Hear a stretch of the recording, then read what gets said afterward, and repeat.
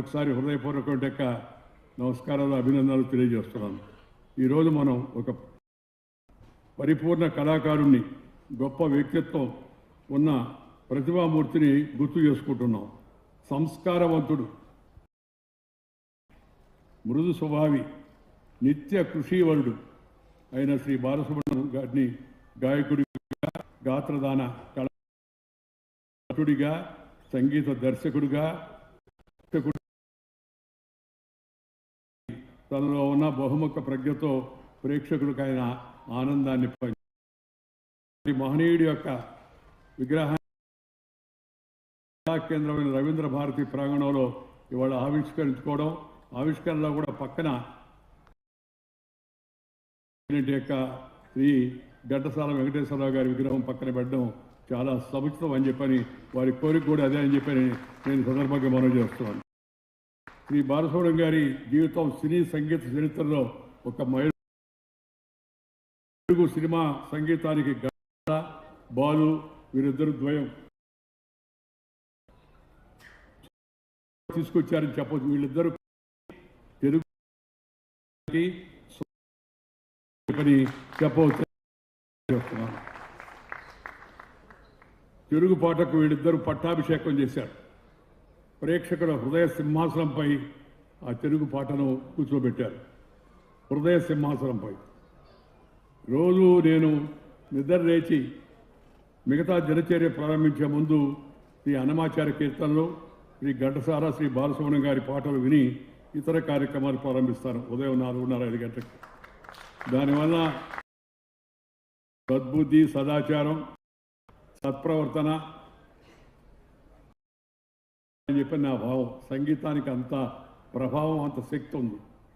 రాయినైనా కరిగిస్తుంది సంగీతం అని చెప్పి అంటారు మన పెద్దవాళ్ళు.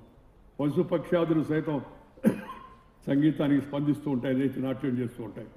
అలాంటి సంగీత సరస్వతి పుత్రుడైన యొక్క శ్రీ బాలసుబ్రహ్మణ్యం గారిని మనం ఇవాళ వారి విగ్రహ ప్రతిష్ఠ చేయడం ఏంటంటే, నవతరానికి, యువతరానికి, రేపటి తరానికి ఈ మహానుభావుడు ఇలా ఉండేవాడని చెప్పని గుర్తు చేయడం కోసం మాత్రమే మనం వారికి అక్కడ విగ్రహ ప్రతిష్ఠ చేశామని చెప్పి మేము అందరికీ మనం చేస్తామని.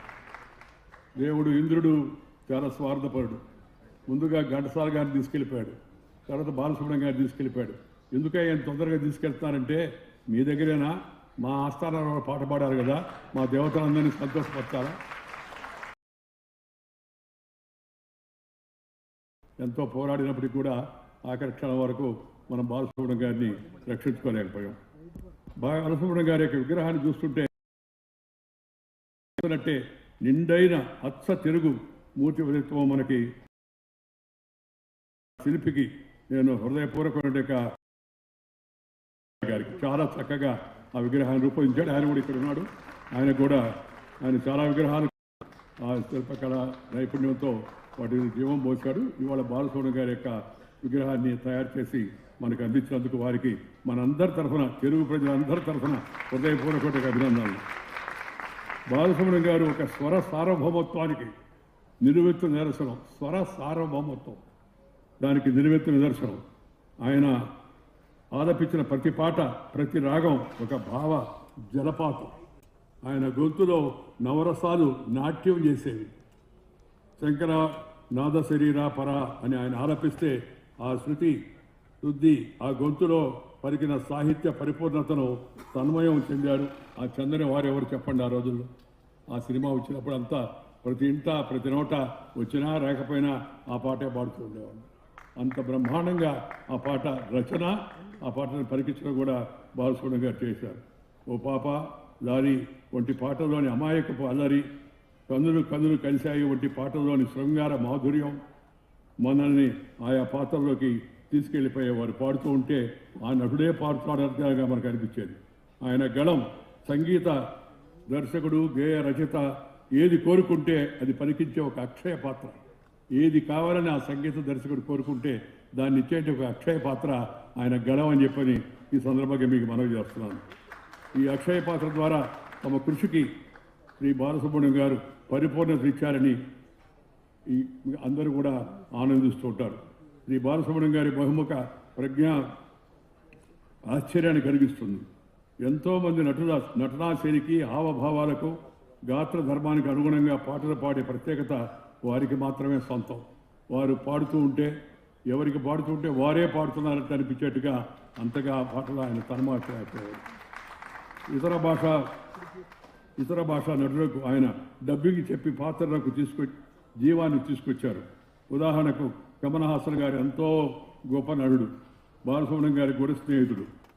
అయితే బాలసుబ్రహ్మణ్యం గారి డబ్బింగ్ లేకుండా కమల్ హాసన్ గారి నటను మనం ఊహించుకోలేము. అంత అద్భుతమైన ఆయనకి మాటలు నేను అందించాడు. ఇక బాలు గారి తెలుగు భాష ఉచ్చారణ వింటుంటే ఎంతో ఆనందం కలిగేది. తెలుగు మాటకు, తెలుగు పాటకు, తెలుగు సంస్కృతి సాంప్రదాయాలకు వారు అందించే గౌరవం వారి పట్ల అభిమానాన్ని మరింతగా పెంచుతుంది. ఆయన ప్రతిభ ఎంత గొప్పదో ఆయన వ్యక్తిత్వం అంతకంటే మధురమైనది. వారిని కలిసిన వారు ఎవరైనా సరే ఆయనలోని వినయాన్ని, సాహితీ గౌరవాన్ని, నిరాడంబరతనం మర్చిపోలేరు. ఒకసారి కలిస్తే ఆయన గురించి ప్రతి ఒక్కరి మనసులో కూడా ఒక సద్భావన కలుగుతుంది. ఎంతటి శిఖరాగ్రాన ఉన్నా మట్టి వాసనను మర్చిపోని మహామనిషి ఆయన. ఆ స్థాయికి వెళ్ళినప్పటికి కూడా ఆయన నవ్వు, ఆ నవ్వులో ఉన్న నిష్కర్మత్వ సత్వం ఆయన హృదయ సౌందర్యానికి ప్రతీక. బోళా శంకరుడు ఆయన. అలా అని ఏది అడిగితే అది మాట్లాడే మనిషి కాదు, తూకం వేసినట్టుగా మాట్లాడేవాడు.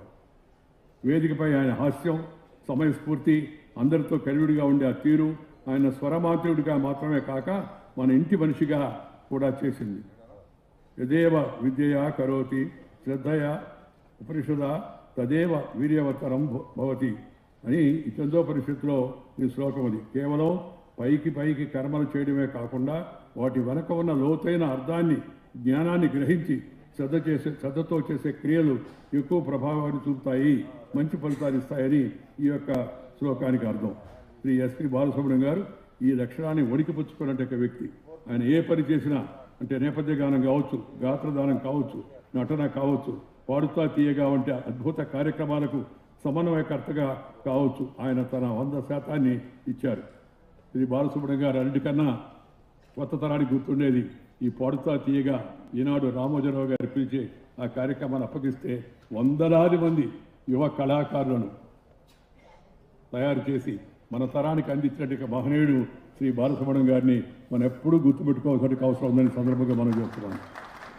వారు నాకెంతో ఆత్మీయులు. వయసులో నాకంటే కాస్త పెద్దవాళ్ళు. నేనంటే ఎంతో అభిమానం, గౌరవం చూపేవారు. నాకు కూడా వారంటే ఎంతో అభిమానం.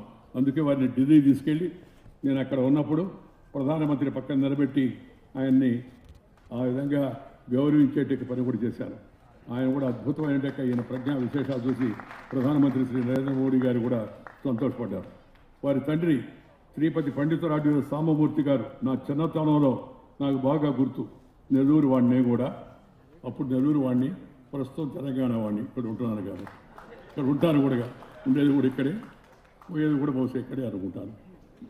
ఆ రోజుల్లో వీధిని తిరిగి శ్రీపతి పండితురాజు సాంబమూర్తి గారు హరికథా కాలక్షేపం చేసి ప్రముఖ సంగీత కళాకారులను నెల్లూరుకి పిలిపించేవాడు ఆయన. ఎలా అంటే ఈ తిరిగి ఆ హరికథా గానం చేసేటప్పుడు జనం ఇచ్చే బియ్యం వాటన్నిటిని సేకరించి ఆ తర్వాత దాన్ని ధనంగా మార్చి ఆ డబ్బుతో నెల్లూరులో ఈ సంగీత విద్వాంసులందరినీ పిలిచేవాడు. నాకు మొదట్లో సంగీతం గురించి పెద్ద తెలిసేది కాదు, కానీ ఆ తర్వాత వారు ఆ పెట్టినప్పుడు వారం రోజుల పాటు నెల్లూరు జనమంతా ఆ రోజుల్లో వారి యొక్క ఈ సంగీత కళాకారులు అక్కడి నుంచి తీసుకొచ్చి డికే పట్టమ్మాళ్ ఒకరని కాదు, చాలామంది ప్రముఖ సంగీత విద్వాంసులందరినీ నెల్లూరుకు తీసుకొచ్చిన ఘనత వారిదని చెప్పిన సందర్భంగా నేను మనవి చేస్తూ ఉన్నాను. శ్రీ సాంబమూర్తి గారు భిక్షాటక పూర్వక త్యాగరాజ ఆరాధన ఉత్సవాలు చేస్తే బాలుగారు నెల్లూరులోని తమ ఇంటిని వేద పాఠశాలకు సమర్పించారు. సొంత ఇంటిని. బాలుగారిలో ఉన్న గొప్ప వ్యక్తిత్వ వికాస నిపుణుడు అన్నారు.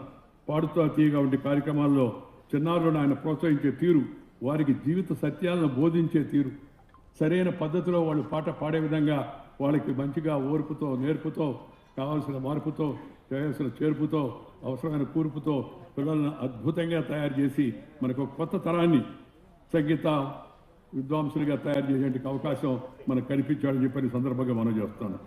పిల్లల్లో సంస్కార బీజాలు చాటేందుకు వారు ప్రయత్నం చేశారు. ఎందుకంటే ముందు తరాల ద్వారానే మన భాషా సంస్కృత పరిరక్షణ ఈ యువతరం ద్వారా మాత్రమే సాధ్యమవుతుంది. పిల్లలకు నేర్పించాల్సిన విద్యాబుద్ధులు అనే విషయాన్ని తల్లిదండ్రులు గ్రహించాలి. సంస్కారం నేర్పని విద్య పండితులు తయారు చేయగలదేమో కానీ బాధ్యతాయుతమైన పౌరులను తయారు చేయలేదు. అందుకని విద్యతో పాటు సంస్కారం తల్లిదండ్రులు నేర్పించాలా ఇంట్లో, అలాగే అధ్యాపకులు ఉపాధ్యాయులు కూడా నేర్పించాల్సిన అవసరం ఎంతో ఉంది. మన పురాణాలు మన పరిచయం చేయాలి. మన భారతం, మన రామాయణం, వీటికి రాజకీయంతో సంబంధం లేదు, మతంతో సంబంధం లేదు. అద్భుత గ్రంథాలు భగవద్గీత మన పిల్లలకు చిన్నప్పుడే అలవాటు చేయాల్సిన అవసరం ఎంతో ఉంది. మనం పాశ్చాత్య వ్యామోహంలో కుట్టుముట్టాడి ఆ బ్రిటిష్ వాళ్ళు పోతా పోతా మన దేశాన్ని దోచుకొని మన మనసును కూడా దోచుకొని ఇంగ్లీష్లో మాడితేనే గొప్ప, తెలుగులో మాడితే చాలా తక్కువ అనే భావన కల్పించిపోయారు. ఆ మమ్మీ డాడీ కలిసారు. దయచేసి అందరూ ఈ మమ్మీ డాడీ బీడీ కేడీ జాడీ ఈ జబ్బును వదిలేసి అమ్మా అమ్మా అంటే ఆర్తనాలను చూస్తుంది. నేను ప్రతి మీటింగ్లో చెప్తున్నాను, కావాలని ఇంటికి వెళ్ళి సాయంత్రం ఒకసారి చూడండి. మమ్మీ అనండి, మూతిలో నుంచి వస్తుంది. అమ్మా అనండి, అంతరాల నుంచి వస్తుంది. అద్భుతమైన ఆ భాషను, మన భాషను, మన తల్లి భాషను మనం ఇంట్లో, వీధిలో, గుడిలో, బడిలో, అమ్మ ఒడిలో ఎక్కడైనా సరే మన భాష వచ్చిన వాళ్ళతో మనం మన భాషలోనే మాట్లాడాలి. ఇది ప్రతి ఒక్కరికి కనీసం చేయవలసిన కర్తవ్యం అని చెప్పి మేము అందరూ కూడా మనం చేస్తున్నాను. బాలు గారు ఈ యొక్క టీవీ షోల్లో అప్పగించిన పనిని పూర్తి చేసి ఇంటికి వెళ్ళిపోవచ్చు. కానీ చిన్నారులకు 4 మంచి మాటలు చెప్పడాన్ని ఆయన ఒక బాధ్యతగా చూసుకునేవాళ్ళు. చాలా నాకు బాగా నచ్చేది.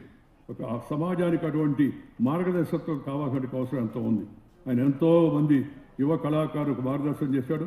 తనకు సినీ గాయకునిగా జన్మనిచ్చిన సంగీత దర్శకుడు శ్రీ ఎస్పి కోదండపాణి గారి పేర రికార్డింగ్ థియేటర్ని నెలకొల్పారు గురువు గుర్తుపెట్టుకొని. ఇదే రవీంద్ర భారతి ఆవరణలో ఘంటసాల గారి విగ్రహాన్ని ప్రతిష్ఠింపజేశారు. కేజే యేసుదాస్ గారికి పాదాభిషేకం చేసి పెద్దల పట్ల గౌరవాన్ని, కృతజ్ఞతను చాటిన సంస్కారం బాలయ్య గారి సొంతం. మా తాత చెప్పేవాడు, ఎవరికి కాళ్ళకి దండం పెట్టకూడదు, అమ్మా నాన్న పెద్దలకు పెట్టాలి, పాఠం చెప్పిన గురువు పెట్టాలా, ఇంకెవరికి దండం పెట్టకూడదని. ఇప్పుడు వాళ్ళకి చెప్తే మిగతా వాళ్ళందరూ దండం అవసరాలు, అది మంచిది కాదు. సంస్కారం మొదట మన తల్లిదండ్రులను గౌరవించాలి, వాళ్ళకి నమస్కారం చెప్పాలి మనం. ఎందుకంటే మనకి వాళ్ళు గొప్పవాళ్ళు మంచిగా మధురమైన దారి చూపించినట్టు మహనీయులు మన గురువులు, వాళ్ళను కూడా మనం గౌరవించాలి. ఈ విషయాన్ని బాలు గారు తన సొంత జీవితంలో నిరూపించారు. సినీ గాయకులకు, సంగీత దర్శకులకు బాలు గారు ఇచ్చిన గౌరవం ఆయన విరంబరతకు తార్కాణం. ఈ తరం గాయకులు, సంగీత దర్శకులకు, కళాకారులకు వారి సంస్కారం ఆదర్శనీయమైంది. బాలసుబ్రహ్మణ్యం గారు మన మధ్య భౌతికంగా ఆయన గొంతు, ఆయన పాట, ఆయన ప్రేమ